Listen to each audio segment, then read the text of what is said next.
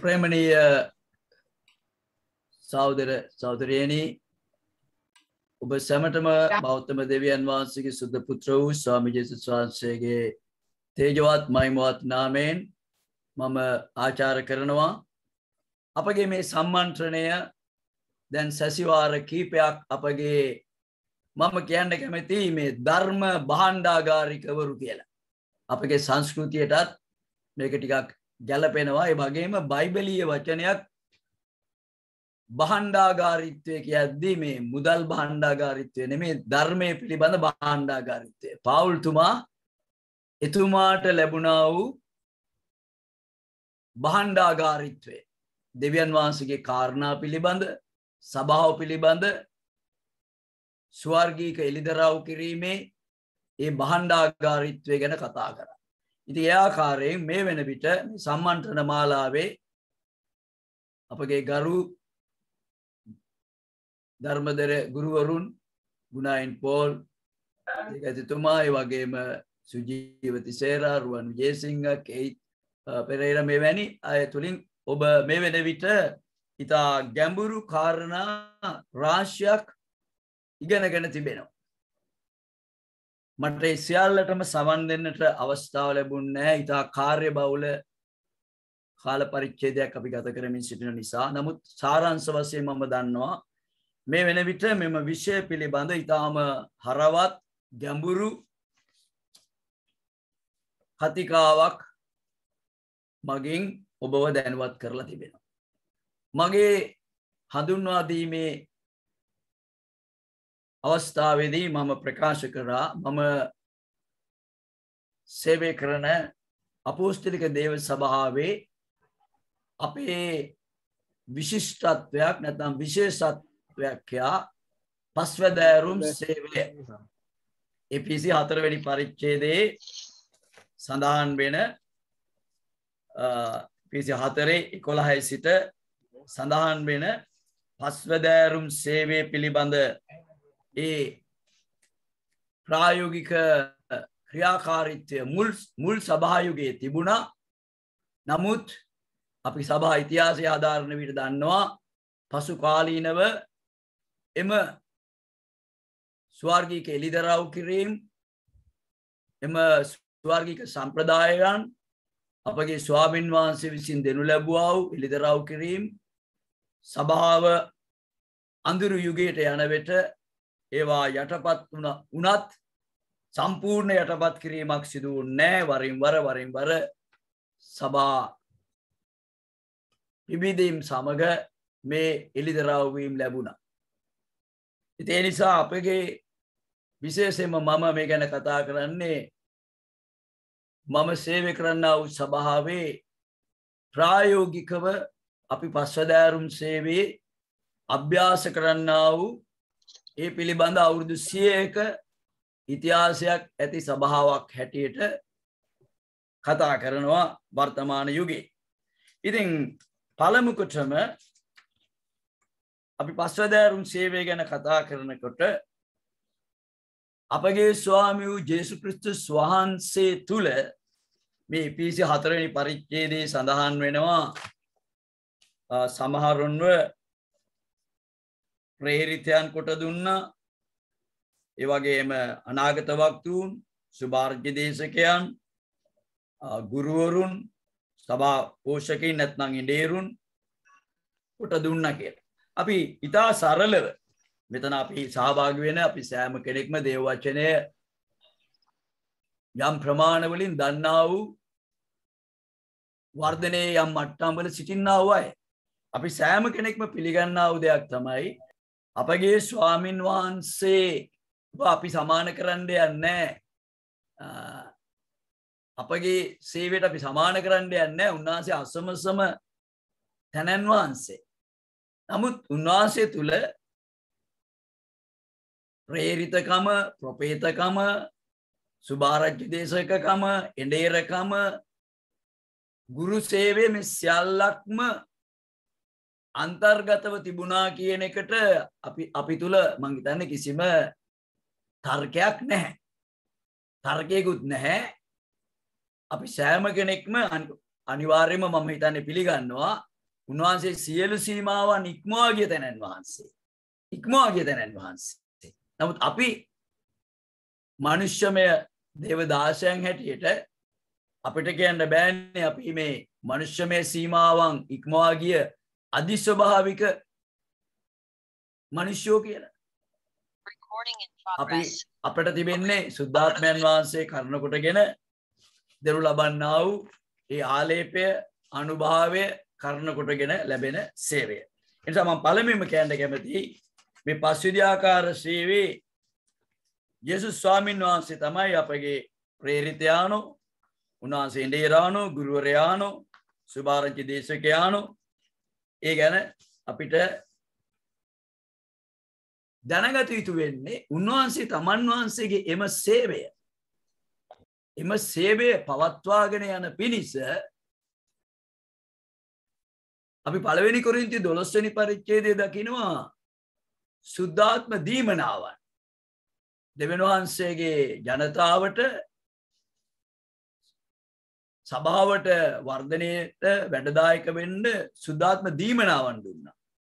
නමුත් එපිසි 4 වෙනි පරිච්ඡේදයේ අපි දකින්නේ අපි මේ ගැන කතා කරනවා දෙවියන් වහන්සේ මිනිස්යන්ට දීමනා දීම එකක්. නමුත් මිනිස්යන්ව දීමනාවල් හැටියට දීම තව එකක්. දැන් අපි ප්‍රායෝගිකව කතා කරනවා නම් පාස්ටර් ගුණායින් පෝල්, පාස්ටර් රුවන් විජේසිංහ, පාස්ටර් සුජීවති සේරා අපිව දෙවියන් වහන්සේ සභාවට දීලා තියෙන තෑගි කොට දී තිබෙන මිනිස්සු. තෑගි කොට දුන්නු මිනිස්සු. තෑගි කොට දීලා තිබෙනවා විශේෂ අරමුණක් උදෙසා. විශේෂ අරමුණක්. විශේෂ ඒ අරමුණ ගැන පාවුල්තුමා කතා කරනවා සදාකාල අරමුණක් තිබෙන්නේ. සදාකාල අරමුණක් තියෙන්නේ. අපට තිබෙන්නේ මේ කාලික తాවකාලික මේ ලෝකේ නෙමෙයි. මේ වෙන විටත් එක්සත් ජාතීන්ගේ සංවිධානයේ සැසිවාරයන් නිව්යෝක් වල පැවැත්වෙනවා වෙන්න පුළුවන්. මම මේ මහලේකම්තුමාගේ කතාව අසාගෙන සිටියා. ඇමරිකාවේ ජනාධිපතිතුමාගේ කතාව අසාගෙන සිටියා ආමන්ත්‍රණය කරන මහා මණ්ඩලය. මම මේ වෙලේ දැකපු දේ තමයි ලෝක නායකයෝ රටවල් 100කින් පමණ එකතු වෙලා ලෝක ප්‍රශ්න ගැන කතා කරනවා. නමුත් ඔවුන් මිනිස්සු හැටියට ඔවුන්ගේ සීමාවල් ඔවුන්ටම පිළිගන්න වෙලා තිබෙනවා. අපිට දකින්න පුළුවන් වෙලා තිබෙනවා. සුදවන්තේනි මම විශ්වාස කරන්නේ මේක මේ පාස්ටර් ගුණායින් පෝල් අපගේ ගරු සභාපාලකතුමාගේ මන්ත්‍රණයක් නෙවෙයි. මේක දෙවියන් වහන්සේගේ මන්ත්‍රණයක්. ඒ කුමක්ද? අපට දෙන්න තිබෙන පණිවිඩය. අපට දෙන්න තිබෙන පණිවිඩය සභාවේ කැඳවීම මොකක්ද? සභාවේ දූත මෙහෙවර මොකක්ද?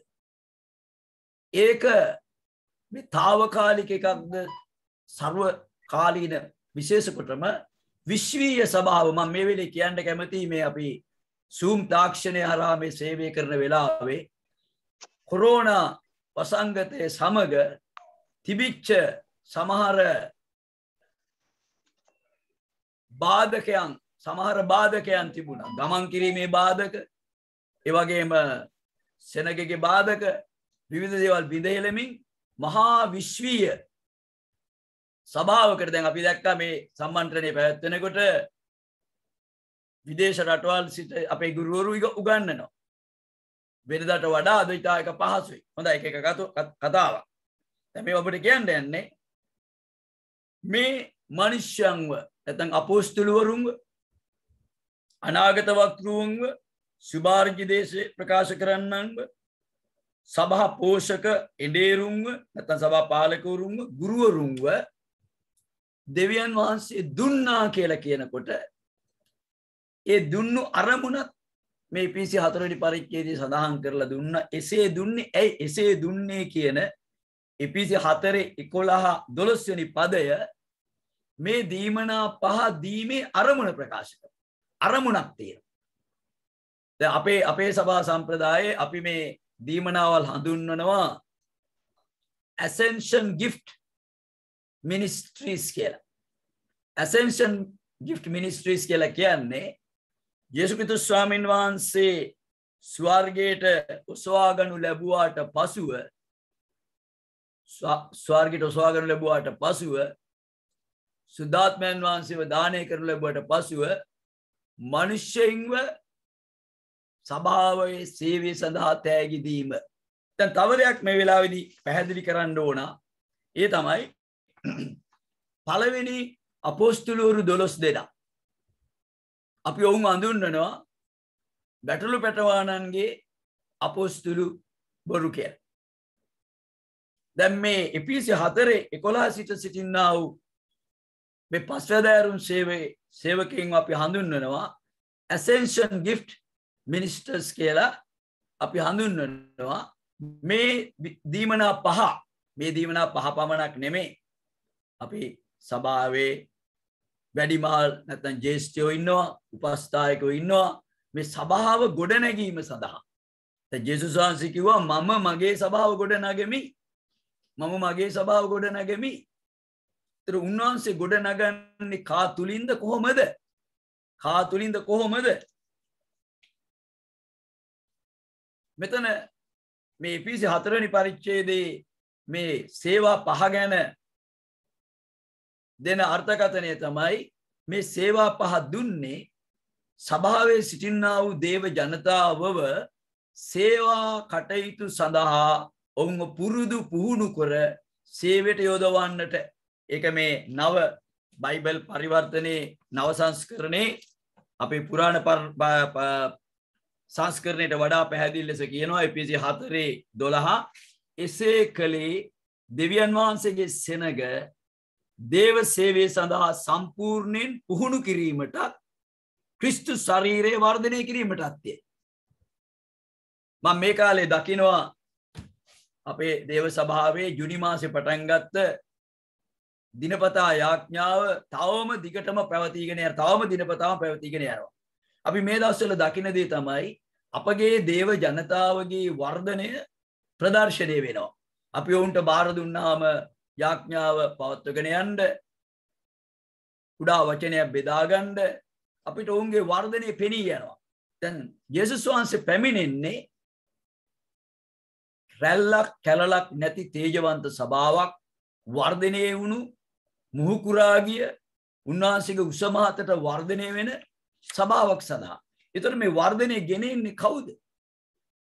මේ වර්ධනයට ගෙනෙන්න මේ පස්විධි ආකාර සේවයේ පැහැදිලිව කියනවා එපිසි 4 එසේ දුන්නේ 12 සිට 15ට ඇදහිීමේද දෙවියන් වහන්සේගේ පුත්‍රයා දැන ගැනීමේද එකමුතුකමටත් සම්පූර්ණ පුරුෂකමටත් ක්‍රිස්තුස් වහන්සේගේ සම්පූර්ණ උසමාතේ ප්‍රමාණයටත් අප සියල්ලම් පැමිණෙන තෙක් සුද්ධවන්තයන්ගේ සම්පූර්ණ වීම සඳහා සේවය කිරීමේ වැඩේ පිණිස ක්‍රිස්තුස් වහන්සේගේ ශරීරයේ වර්ධනය වීම පිණිසත්ය. එතකොට මේ පස්විධි ආකාර සේවය හරියට ඇඟිලි 5ක් තියෙනවා. අපිට මේවා මේ PowerPoint වලදී presentation වලට ඒ වගේ චිත්‍ර දාන්න සමර්ථ වුනේ නැතුවත් හුඟක් වෙලාවට අපිට මේ ඇයි ඇඟිලි 5ක් තියෙන්නේ? ඇඟිලි 5ක් තියෙන්නේ ඇයි? අපි හුඟක් වෙලාවට අපි මේක මේ පොඩි අභ්‍යාස කරලා පෙන්නනවා. මේ එක ඇඟිල්ලෙන් මේ එක ඇඟිල්ලක් කරන් පුළුවන්ද කරන්න? ඇඟිලි දෙකෙන් පුළුවන්ද? තුනෙන් පුළුවන්ද? හතරෙන් පුළුවන්ද? පහෙන් පුළුවන්ද කියලා ගන්නකොට දෙවියන් වහන්සේ ඇඟිලි 5ක් මවලා තියෙන්නේ ඇඟිලි 5ක් අවශ්‍ය නිසායි. දැන් අපි ගොඩනැගිල්ලක් හදනකොට ගොඩනැගිල්ලට මේසම් බාසුත් ඕන, වඩු බාසුත් ඕන, යකඩ වැඩ කරන බාසුත් ඕන, විදුලි වැඩ කරන බාසුත් ඕන. දැන් අලුතෙන්ම මේ කාලේ එකතු වෙලා ඉන්නවා කර්ටන් බාස්ලත් එකතු වෙලා තියෙනවා කර්ටන් දාලා දෙන්න. ජලනල බාස්ලා ඉන්නවා. ඉතින් සුද්ධවන්තේනි මේ අසා සිටින ගුරුවරුනි නායකයනි අපි සාමාන්‍ය අපේ මිනිස් ජීවිතයේ අපි දන්නවා අපි ගොඩනැගිල්ලක් හදන්න ගියාම මේ එකිනෙක හැකියා දීමනා තියෙන මිනිස්සු මෙතන මේ අපි සමහර වෙලාවට අපේ මනස් වලට ගිහිල්ලා තියෙන දුර්වලකමක් තමයි මේ තනතුරු නාම පිළිබඳව තියෙන ගැටලුව. තනතුරු නාම.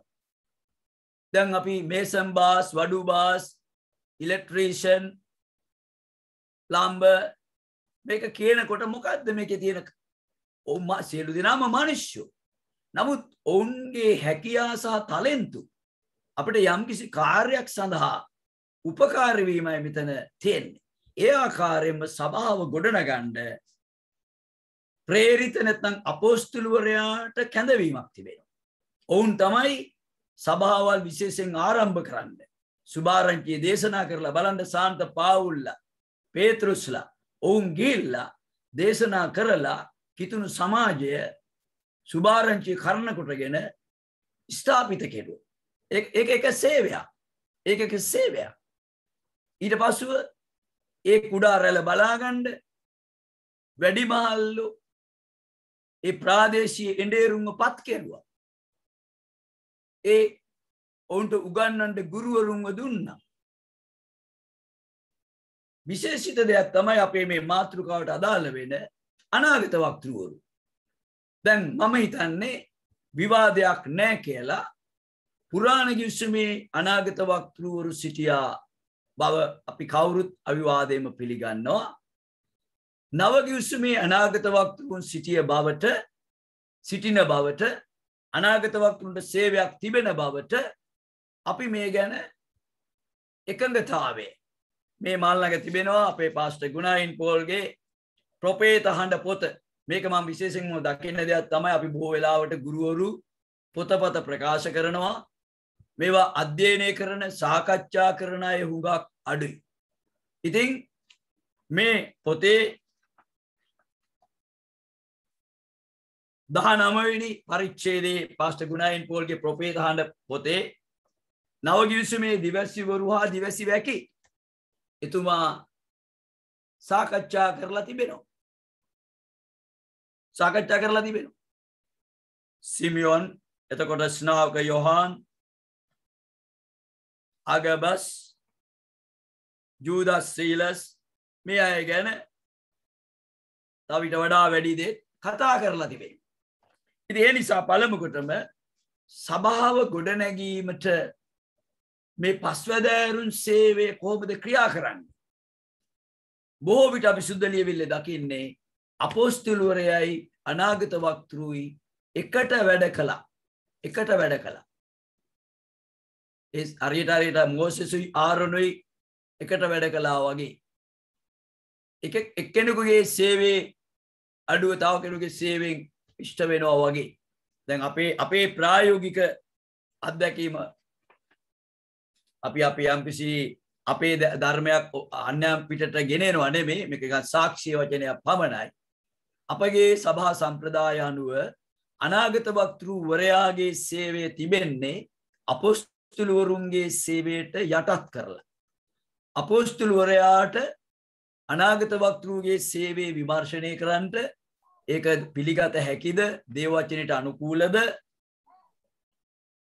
ඔහුගේ සේවය පිළිබඳ විමර්ශනය කිරීමේ වගකීම අපොස්තුලවරුන් හට තිබෙනවා.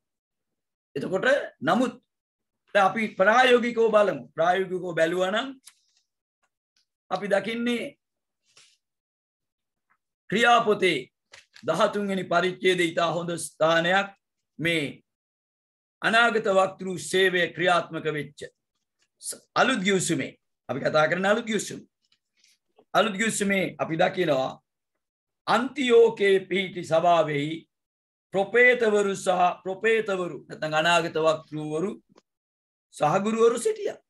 ඉතා පැහැදිලිනේ. දැන් අපි ඕනම දෙයක් අපේ ඉගැන්වීම බයිබලීයද? ඒකනේ වැදගත් වෙන්නේ. අපේ ඉගැන්වීම බයිබලීය නැත්නම් ප්‍රතික්ෂේපයි. බයිබලීය වුණත් අපි බයිබලීය දේව වචනේ අපි විග්‍රහ කරන්නේ කොහොමද? අර්ථකථනය දෙන්නේ කොහොමද?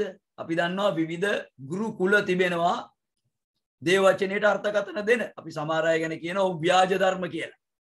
ව්‍යාජ ධර්ම අපි ව්‍යාජ ප්‍රොපේතවරු ගැනත් කතා කරා. ඒවා මේ වෙනකොට ආවරණය වෙලා තියෙන්නේ. ඒතර අන්තිෝකේ අනාගත වක්තෘවරු හිටියා. අපොස්තුලවරු හිටියා.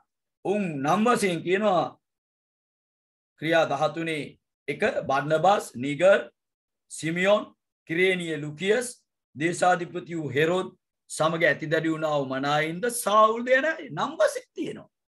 ඊට පස්සේ කියනවා ඔවුන් ස්වාමීන් වහන්සේට මෙහෙ කරමින් निराहाරයෙන් උන්නු කල. අද අපිට තිබෙන ප්‍රශ්නේ තමයි අපේ කිතුණු සභාවල් වලට අපේ කිතුණු සභා සම්ප්‍රදායන් ඉතිහාසයේ මේ මුල් යුගයේ සුද්ධාත්මයාණන්ගේ බලයෙන් පූර්ණව ස්වාමීන් වහන්සේ බාර දුන්නු ඒ සම්ප්‍රදාය පිළිවෙල වෙනුවට කල් යනකොට මනුෂ්‍ය ප්‍රඥාව, මනුෂ්‍ය සංවිධාන, නීති රෙගුලාසි ඇතුළත් වෙලා දේව බලය ආනුභාවය නැතුව ගියා. මෙතන මොකද්ද කියන්නේ? ඔවුන් ස්වාමීන් වහන්සේට নমස්කාර කරමින් निराहाරයෙන් උන්නු කල සුද්ධාත්මයන් වහන්සේ කතා කොට. ඉතා පැහැදිලිව දැන් ඔබ බලන්න. අපි සමහර දේවල් තියෙනවා අවුරුදු ගණන් අපි කියවනවා ඉගෙන ගන්නවා. නමුත් නව ආලෝකය කියන එක ක්ෂණයකින් ස්වාමීන් වහන්සේ දෙනවා. නව ආලෝකයක්.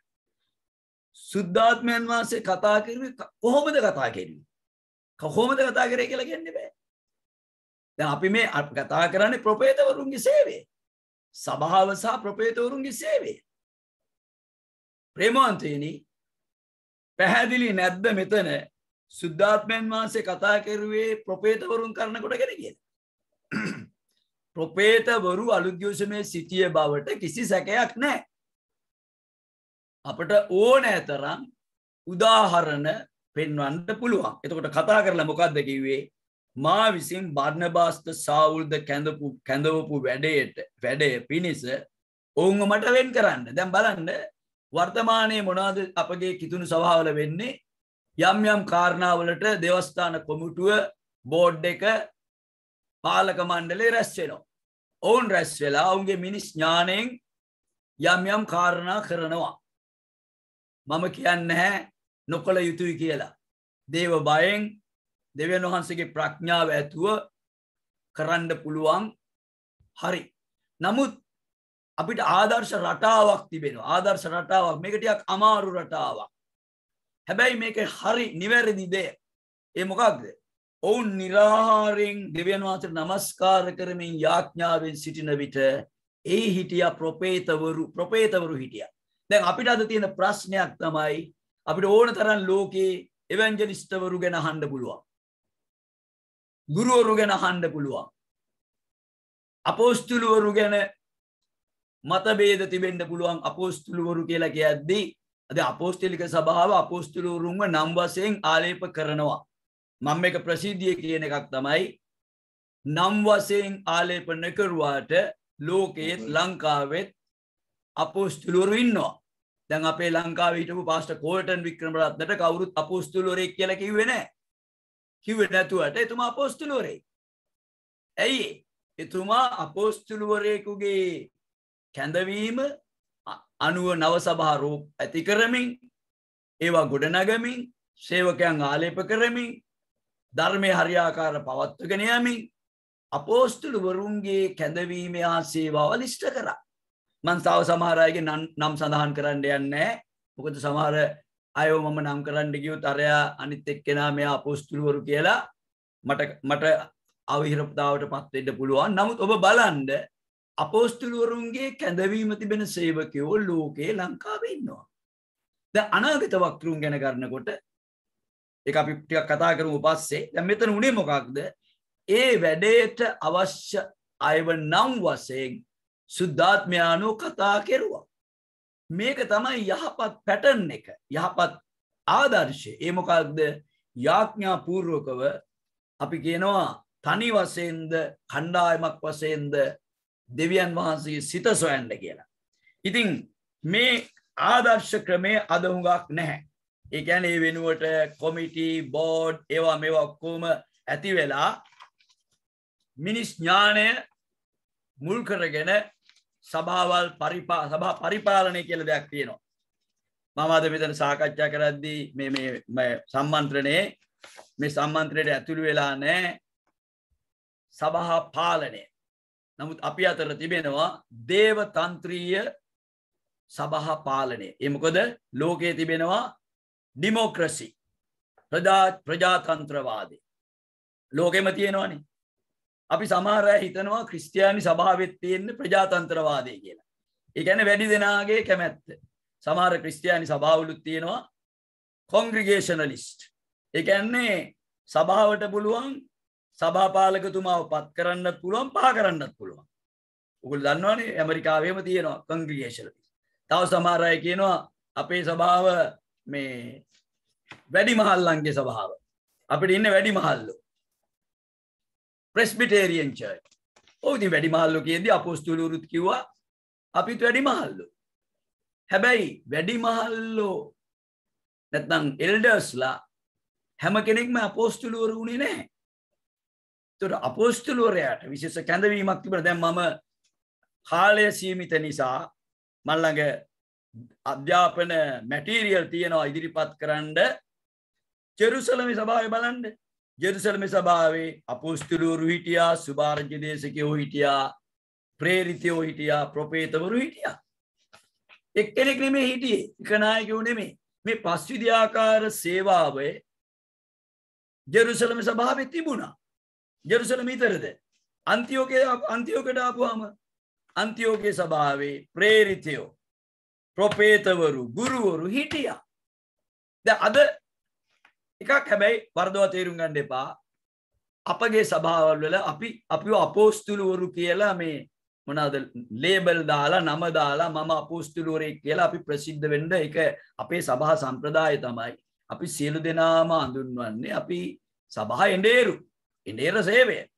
නමුත් එඬේර සේවයේ එක එක්කෙනාගේ සේවා කැඳවීම අනුව දැන් පාවුලුතුමා කියද්දී ප්‍රධාන මේ ගෘහයක් නිර්මාණය කරන නැත්නම් චීෆ් සිවිල් ඉංජිනේර කෙනෙක් වාගේ එතුමා කියනවා මම අත්තිවාරමක් දැම්මා සභාව ගොඩනගන පිණිස.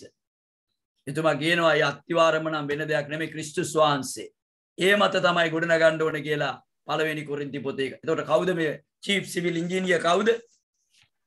ඕනම කෙනෙකුට පුළුවන් ද චීෆ් සිවිල් ඉංජිනේර කෙනෙක් වෙන්න? අද සභා ගොඩනගනකොට අපිට පුළුවන් සෙනගක් එකතු කරලා ඒ සෙනග දැන් මේක මං හිතන්නේ අභියෝගාත්මක කාලයක්. ඒ මොනවද? අපි අපේ සභාවල් වර්ධනයට ගෙනත්ලා තියෙනවා නම් විතරයි භයානක සෝදිසි මේ කොරෝනා වසංගතේ වාගේ කාලේ ඇදහිල්ල සෙලවෙලා සමහර මිනිස්සුන්ගේ ඔවුන් දෙවියන් වහන්සේ කෝ දෙවියන් වහන්සේ ඉන්නවා නම් අපට උදව් වෙන්න ඕන පිහිට වෙන්න ඕන අපගේ ගැටලු ආර්ථිකය දරුවන්ගේ ප්‍රශ්න මරණ මේ සියල්ල මැද්දේ දෙවියන් වහන්සේගේ මන්ත්‍රණය හරියාකාර ප්‍රකාශ වුනේ නැත්නම් සෙනගට ගැටලු තියෙනවා. ඉතින් සුදුවන්තේනි මම ඔබට කී ලෙස මෙතන මේ අපි තා පැහැදිලිව දැක්කා ඒ ආදර්ශ දෙකක් විතරයි මම පෙන්වුවේ.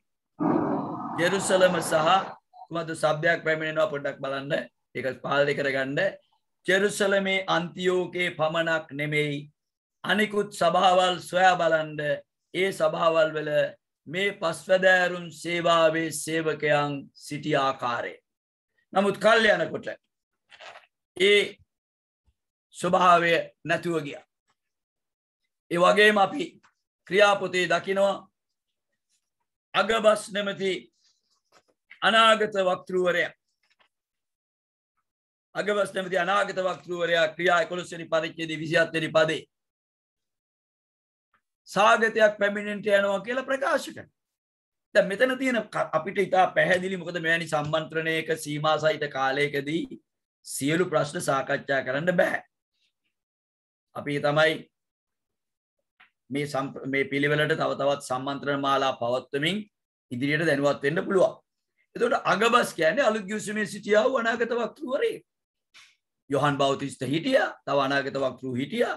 මේ අගබස්තුමා එතුමා කිව්වා සාගතයක් වෙන්න යනවා. ඉතින් කිව්වා වගේම සිද්ධ වුණානේ. මෙතන තමයි අර කිව්වා වගේ අපි අනාගත වක්තෘම හඳුන්වගන්නේ ඔවුන් කියපු දේ සිද්ධ වුණාද? දැන් අපගේ සම්ප්‍රදායනුකූල අපගේ දේව සභාවේ ප්‍රකාශ කරන ලද අනාගත වාක්‍ය ලිඛිතව සටහන් කරනවා අනාගත වක්තෘවරයෙක් තුලින් පැමිණෙන අනාගත වක්තෘවරු. ඒ කියන්නේ අනාගත වාක්‍යයේ දීමනාවයි අනාගත වක්තෘ නිලය සහ තනතුරයි කියන්නේ දෙකක් කියලා අපි ඉතා පැහැදිලි ස්ථාවරයේ ඉන්නවා. gift of prophecy and office of prophecy කියන්නේ දෙකක්. අද අපි සමහර වෙලාවට මේ දෙක පටල ගන්නවා අපේ සමහර සභාවල. කියන්නේ කවුරු හරි නැගිටලා මොකක් හරි අනාගත වාක්‍යයක් කිව්වහම අන්න මෙයා කිව්වා කියලා ඔයගොල්ලෝ දන්නවා මේ වෙනකොට මේවා ආවරණය වෙලා තියෙනවා අපේ ගුරුවරු ධර්ම භාණ්ඩාගාරිකවරු මේවා ආවරණය කරලා කියලා තිබෙනවා අනාගත වාක්‍ය දීමනාව වැරදි ලෙස පරිහරණය වෙන්න භාවිත වෙන්න පුළුවන් බව ඇත්ත ඒක. ඒ මොකද ඒ දීමනාව ගැන මොකද්ද පැහැදිලිව දේවචනේ කියන්නේ? කෙනෙක් තුලින් දීමනාව ප්‍රකාශ වෙද්දී තව අය විමසා බලන්න. විමසලා බලන්න. හැබැයි විමසන්න දන්නේ නැති අයට විමසන්න බෑ. මම මේ අවුරුදු 40 ගාණක් මේ සභාවේ සේවය කරන නිසා මම දන්නවා අනාගත වක්තෘ දීමනාව ගැන තේරුමක් නැති නායකයෙකුට ඒ දීමනාව විමසන්න බෑ. ඒ කැඳවීම විමසන්න බෑ. ඒ නිසා තමයි අපොස්තුලවරු කියන්නේ නිකන් නමට ලේබල් අපොස්තුලවරු ඉඳලා වැඩක් වෙන්නේ නැහැ. මේ කාලේ ලෝකේ කතා කරනවා අපොස්තලික් ලීඩර්ස්ලා ගැන. අපොස්තල් කියලා නමක් ලබා ගන්න පුළුවන්. නමුත් එලිදරා පොතේ කියනවා අපොස්තුලවරු කියන නමුත් සමහර අය ගැන කියනවා බොරුකාරයෝ කියලා උඹලා අඳුනගත්තා කියලා. අපි කාවක්වත් නම් වශයෙන් අරයා බොරුකාරයා මෙයා බොරුකාරයා කියන්නේ යන්න ඕන නෑ. යේසුස් වහන්සේ කිව්වා ගහේ ඵල ගහෙන් අඳුන ගන්නවා. යම් කිසි කෙනෙක් කිව්වා අනාගත වාක්‍ය සිද්ධ වුණේ නැත්නම් මම ඒකයි කිව්වේ අපේ ලේඛනගතව තියෙනවා. අහවලා තුලින් අහවල් දවසේ මේ අනාගත වාක්‍ය සිද්ධ වුණා. අපොස්තලික දේව සභාවේ අනාගත වාක්‍ය පැමුණුණා අපේ සමුළු වාරයකදී රුසියාවේ එදා තිබිච්ච දෑකත්ත සහ මිටිය ලාංඡනය ඒක වෙනස් වෙලා කිතුණු සභාව නැවත ප්‍රබෝධවත් වෙනවා කියන අනාගත වාක්‍යය. දෙවනි ලෝක මහා යුද්ධයේ අවසාන වීම ගැන අනාගත වාක්‍යය. ඉතින් ඒවා ලේඛනගත වෙලා තියෙනවා. එතකොට වගකීමකින් යුක්තව හරියාකාර භාවිත වුණොත් ඒක ආශිර්වාදයක් වෙනවා. ඉතින් ජූදස් සහ සීලස් ක්‍රියා 15:32 කියනවා අනාගත වක්තෘවරු කියලා. ඊළඟට පළවෙනි කොරින්ති 12:28 ඉතා වැදගත්. දෙවියන් වහන්සේ යම් පිළිවෙලක් දීලා තිබෙනවා මේ පස්විධ ආකාර සේවී ක්‍රියාකාරීත්වයට. පළමු කොට ප්‍රේරිතයෝ නැත්නම් අපොස්තුලවරු. පළමු කොට කියන්නේ හේතුවක් තියෙනවනේ. දැන් අද අපිට සිදු වෙලා තිබෙන්නේ අපි මේ දේව වාක්‍ය ප්‍රමුඛතා පිළිවෙලවල් පසක දාලා අපට ඕනා හැටියට අපි යන්න යනවා. මොකද්ද පළමු කොට බලන්න පළවෙනි කොරින්ති 12 වෙනි පරිච්ඡේදයේ පැහැදිලිව කියනවා මෙසේ දෙවියන් වහන්සේ පළමු කොට ප්‍රේරිතයන්ද. දැන් අද ලෝකේ අපි දැන් දන්නවා රෝමාන කතෝලික සභාව කතා කරන්නේ පාප්තුමා. අපි ගෞරවයෙන් කතා කරමු ඒ ආගමික නායකයන්ට. නමුත් බයිබලයේ කියනවා පළමු කොට ප්‍රේරිතයන්. දෙවනු අනාගත වක්තෘ. ඉතා පැහැදිලි. දෙවනු අනාගත වක්තෘ. ඒ වගේම එපීසි 2:20 බලන්න ඉතා පැහැදිලිනේ. අපි බොහෝ මේ අපිට යමක් ස්ථීර කරගන්න මේ විද්වත් ඥානවන්ත දේවදාසයන් වන අපිට වැඩි මේ දේව වාක්‍ය ප්‍රමාණවත් වෙනවා නව ගිවිසුමේ පස්විධ ආකාර සේවයට තියෙන ස්ථානය. අද මේ පස්විධ ආකාර සේවය කියන එක මේ අපොස්තලික දේව සභාවට සීමා වෙච්ච එකක්වත් තව එකක්වත් නෙමේ. අද පොදු පිළිගැනීමට දිනෙන් දිනම පාත්‍ර වෙන්නේ ඒක බයිබලීය නිසායි. බයිබලීය නොවේ නම් ප්‍රතික්ෂේප වෙනවා. බයිබලීය දෙය දේව වචනයට එකඟ නම් පිළිගනු ලබනවා. එපීසි 2:20 බලන්න කොච්චර පැහැදිලිද කියලා. ඔබ නුඹලා ප්‍රේරිතයන්ගෙත් ප්‍රොපේතවරුන්ගෙත් අත්තිවාරම පිට ඉදිකරනු ලැබ සිටින්නහුය. සුදවන්තේනි නායකයනි මීට වඩා වෙන මොනවද අපිට පැහැදිලි අවශ්‍ය වෙන්නේ? වෙන මොනවද අවශ්‍ය වෙන්නේ? මොකද්ද කියන්නේ? නුඹලා ප්‍රේරිතයන්ගෙත් ප්‍රොපේතවරුන්ගෙත් අත්තිවාරම පිට ඉදිකරනු ලැබ සිටින්නහුය. දැන් අනිත් සේවවල තිබෙනවා. ඉවැන්ජලිස්ට්වරු ඉන්නවා. ඉවැන්ජලිස්ට්වරු හරි ප්‍රසිද්ධයි. අපි අහනවා ලෝක ඉතිහාසයේ ප්‍රසිද්ධ ඉවැන්ජලිස්ට්වරු බෙනි හින් නැත්නම් බිලි ග්‍රෑම් ඔව් අපි උන්ට ගරු කරනවා ඔවුන්ගේ සේවය. ඔවුන් එවැන්ජලිස්ට්වරු සුභාරංචි දේශකයෝ. නමුත් ඒ සුභාරංචි දේශකයා සෙනගට දේශනා කරලා ලක්ෂ ගානකට හෝ දේශනා කරලා ගුවන් යානයක නැගලා යයි. නමුත් අපොස්තුලවරුන්ගේ කැඳවීම මොකක්ද? සේවය මොකක්ද? සභාවල් ක්‍රිස්තුස් වහන්සේගේ ස්වරූපයට ඒ ඉගැන්වීම මත ස්වර්ගික දර්ශනයට ස්වර්ගික කැඳවීමට සදාකාල අභිප්‍රායට අනුව ගොඩනැගීමේ වගකීම කාටද තිබෙන්නේ? එක එක සේවකයාගේ වගකීම තිබෙනවා. උපස්ථායකයාගේ, වැඩිමහල්ලගේ, ඉන්දේරගේ සීමාවල් තිබෙනවා. දේවචනයම කියනවානේ සීමාව ඉක්මවා යන්න එපා කියලා. ඉතින් බලන්න එතන ඉතා පැහැදිලි ඕඩර් එකක් දෙනවා. ඒ ඕඩර් එක තමයි පළවෙනුව, දෙවනුව, තුන්වෙනුව. ඒ ඕඩර් එක බලද්දී අපි සමහරලට කැමති වෙන්නේ නැති වෙන්න පුළුවන් ඒ ඕඩර් එකට යන්න. මොකද අපේ ඕඩර් එක වෙනස් වෙන්න පුළුවන්. නමුත් දේවචනයේ තිබෙන ඕඩර් එකේ පැහැදිලිව කියනවා තුන්වෙනුව ගුරුවරුන්ද, ඊළඟට ආශ්චර්ය කරන්නන්ද, පසුව සුව කිරීමේ දීමනාද. දැන් අපි කැමති සුව කිරීමේ දීමනාව පළමුවෙන්ම දාන්න. ඇයි ආශ්චර්ය කරන්නෝ? ඒවා පළමුවෙන්ම දාන්න අපි කැමති. නමුත් ඇයි ප්‍රේරිතයෝ අනාගත වක්තෘන් පළවෙනුව දෙවනුව දාලා තියෙන්නේ? ඇයි? මේවා කලමනාකරණය කරන්නයි ඉන්න ඕන. මේවා ගැන සොයා බලන්න කට්ටිය ඉන්න ඕන. ඒ ස්වර්ගික කැඳවීම දැනුම ඇති අය නැත්නම් ඔබ දන්නවා ගොඩනැගිල්ලක් හදද්දී මේසම් බාස් කියන්න පුළුවන් මට දන්නවා ගොඩනැගිලි වැඩ. වඩු බාස් කියන්න පුළුවන් ඔක්කොම කියයි ඌ බාස්ලා කියයි දන්නවා කියයි. හැබැයි අර විද්‍යුත් ඉංජිනේරුවා තමයි මේ තට්ටු 50ට ගහන ගොඩනැගිල්ල කොහොමද හදන්න ඕන කියලා දන්නේ. අර උගත් ඉංජිනේරුවා. අද කිතුණු සභාවේ තිබෙන්නේ මේකයි. අද අපේ සමහර තරුණ නැත්නම් නවක නැත්නම් දැනුම අඩු කියන්නේ අපි හෙලා දකින්න නෙමෙයි කියන්නේ. අපගේ මහාචාර්ය කිතුණුවේ කියා සිටියා අපණ්ඩිත පණ්ඩිත අපොස්තුලවරු කියලා. අපණ්ඩිත පණ්ඩිත අපොස්තුලවරු කිව්වේ පේදුරුතුමාලා වැනි අයටයි. ඒ කුමක්ද? මේ ලෝකේ ප්‍රඥාව නෙමෙයි දේව වචනේ පිළිබඳ ප්‍රඥාව එතුමලාට තිබුණා. ඒ නිසා ප්‍රේමවන්තේනි අපිට දේව වචනේ ප්‍රඥාව ගැනයි අපි අහන්නේ. මේ ලෝකේ වෙන උපාධි ඒවා ගැම නෙමෙයි. ආචාර්ය උපාධිය ලබා ගන්න කියලා නෙමෙයි කියන්නේ. ඒක අපට ආශිර්වාදයක්. ඒ වගේ දැනගත්තාම තමයි හෙබ්‍රෙව් ග්‍රීක දේව වචනේ ගැඹුරු දේවල් දන්නේ. දැන් පැහැදිලිව කිව්වා ඔබ ප්‍රේරිතයන්ගේ ප්‍රොපේතවරුන්ගේ අත්තිවාරම මත ගොඩ නගනු ලබලා ඉන්නවා. ආයෙත් එපිසි 3:5 ඒ උන්වහන්සේ සුද්ධ ප්‍රේරිතයන්ටත් ප්‍රොපේතවරුන්ටත් සුද්ධාත්මයන් වහන්සේ කරන කොටගෙන දැන් එලිදරව් කර තිබෙන ප්‍රකාරයට කලින් මනුෂ්‍ය පුත්‍රයන්ට එලිදරව්. එතකොට මේ දැන් වර්තමාන අලුත් යුසීමේ යුගයේ නෙමෙයි කියන්නේ. ප්‍රේරිතයන්ටත් ප්‍රොපේතවරුන්ටත් දැන් එලිදරව් කර තිබෙන ලෙස වෙන පරම්පරාවල එපිසි 3:5 ස්වාමීන් වහන්සේගේ මන්ත්‍රණය එලිදරව් කරා.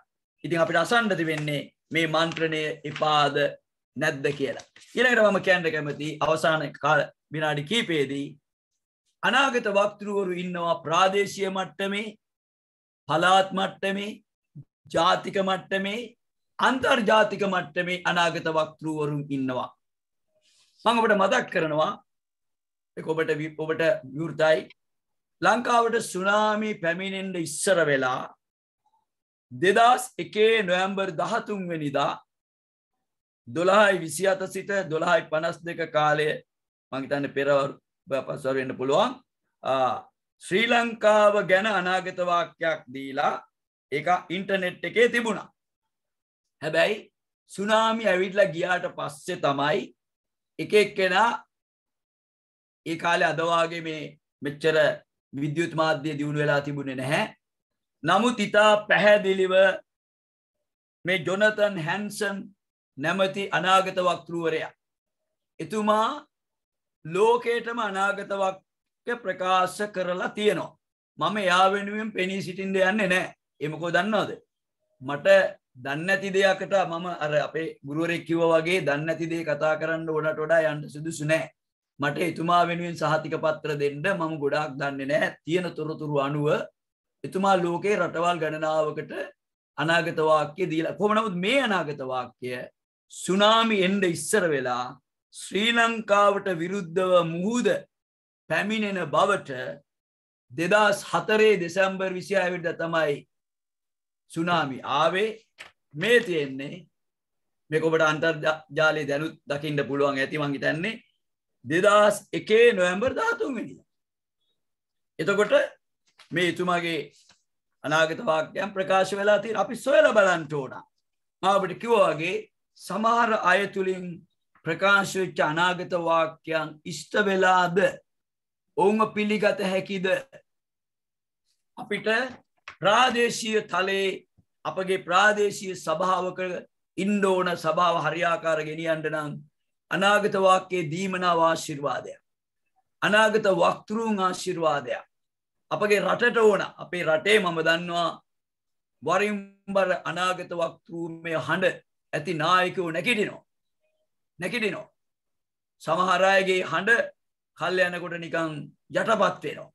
නමුත් අපි මේ ඉන්නා වූ පැය අපිට අවශ්‍යයි බලවත් අනාගත වක්තෘවරු නැගිටලා දැන් මේ අපගේ මන් නියෝජනය කරන සභාවේ මේ සුනාමිය ව්‍යාප්ත වෙන්න ඉස්සර වෙලා අනාගත වාක්‍ය පැමුණුණා දර්ශනයක් සමග දෙවියන් වහන්සේ සියල්ලම අනිත් පැත්තට උන්වහන්සේ කතා කරලා කිව්වා මම මනුෂ්‍යයා පවුල් සභාවල් ලෝකය ඔක්කොම අනිත් පැත්තට හරවනවා කියලා.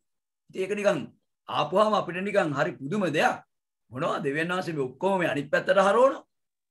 ඉතින් ප්‍රශ්නේ තියෙන්නේ හරවනවද හැරෙමින් තිබෙනවද? යම් කිසි කෙනෙක් තුලින් එන අනාගත වාක්‍ය විමසීම එතන තමයි තිබෙන්නේ.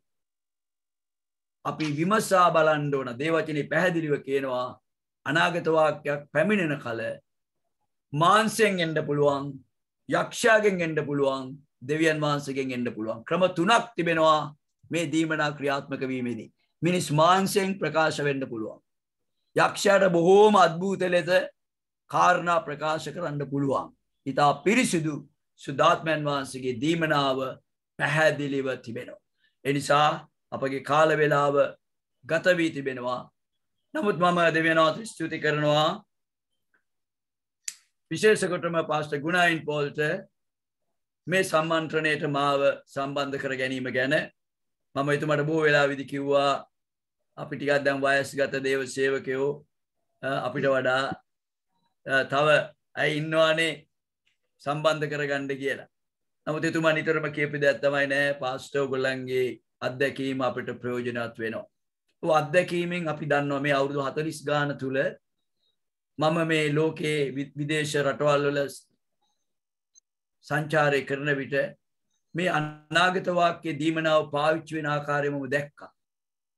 අපේ රැස්වීම් පැවැත්වෙන විට නොයෙකුත් ඒ කතිකාවල් වෙන විට අනාගත වක්තෘවරු යාඥාවෙන් බලා සිටියා. සුද්ධ වූ සභා සමුළුවලදී අනාගත වක්තෘන් යාඥාවෙන් බලා සිටියා. ඔවුන්ට අවස්ථාව දුන්නාම ඔවුන් දෙවියන් වහන්සේගේ මන්ත්‍රණය පණිවිඩය ගෙන ආවා. එවිට අපි දැක්කා ඒ තුල දෙවියන් වහන්සේ සැබවින්ම කතා කරලා මඟ පෙන්වලා සභාවල ඉතා අලංකාරව ඉදිරියට ගෙනීමේ යහපත් සම්ප්‍රදායක් ලෝකයේ තිබෙනවා. ඒ වගේම අපිට මේ සම්මන්ත්‍රණය තුල අපි දකින්න ඇති කිතුණු සභා ඉතිහාසය පුරා තිබෙනවා ව්‍යාජ අනාගත වාක්‍යයන් කරන කොටගෙන දේව ජනතාව අවුල් කරලා ව්‍යාවුල් කරලා විවිධාකාර කිතුණු නිකායන් බිහි කරලා තිබෙනවා ව්‍යාජ අනාගත වාක්‍යයන් නිසා. මම කලින් දවසේ කිව්වා ඔයගලන්ට මතක ඇති අපගේ සභා සම්ප්‍රදාය ආවට ගියාට මිනිස්සුන්ව අනාගත වක්තෘන් ලෙස පත් කරන්නේ නැහැ. ඒක මම සාක්ෂි. ඉතින් මම කියන දේ තමයි මේ කාලේ අපි කළ යුත්තේ ඉල්ලන්න විට දෙනවා. ඉල්ලන්න දෙනවා කියද්දී දෙවි ස්වාමීනි අපේ දේශයට බලවත් දේවදාස දාසින් දෙන්න අපේ එක වැඩිහිටි පරම්පරාවක් දැන් ස්වාමීන් වහන්සේ කැඳව ගත්තා.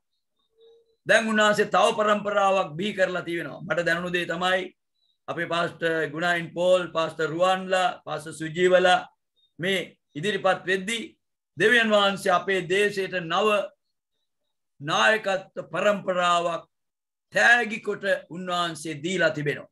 මේ අය තව පරිණත වෙමින් ශක්තිමත් වෙමින් අපගේ දේශයටත් මුළු ලෝකටත් ආශිර්වාදයක් වෙන්න ඕන. මක් නිසාද ස්වාමීන් වහන්සේ ගොඩනගමින් ඉන්නේ විශ්වීය සභාවක්. විශ්වීය සභාවක්. ඒ වගේම මේ පොළව ඉක්මවා යන්නා වූ ස්වර්ගීක කැඳවීමක් සහ ස්වර්ගීක සභාවක්. එම සභාවේ අපට ඇති කාර්යභාරය සේවිෂ්ඨ කරන්නට මෞතම ස්වාමීන් වහන්සේ අප සියලු දෙනාට අවශ්‍ය කරන අනුග්‍රහය බොහෝසේ දානය කරන සේක්වා. මේ වචන තුලින් ඔබ ස්වාමීන් වහන්සේ ධෛර්ය කරන සේක්වා. උන්වහන්සේගේ අනුග්‍රහයට මෙම වචනය ඔබවත් බාර කරනවා. ආමේන්.